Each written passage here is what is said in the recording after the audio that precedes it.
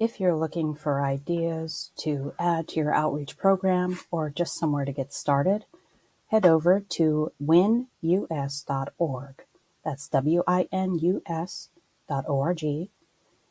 When you're logged in, you'll see this All Resources tab. If you're not a member of US WIN, I really encourage you to join. There's no cost for membership, and the benefits are pretty far-reaching.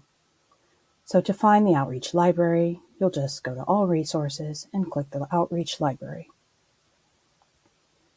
Here you'll find a large list of activities and ideas that US WIN members have added to this library.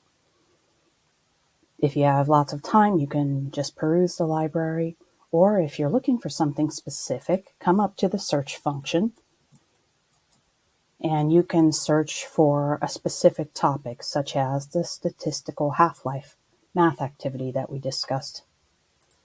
When you click on the activity, you'll find a summary. It'll tell you how much preparation and the supplies you'll need.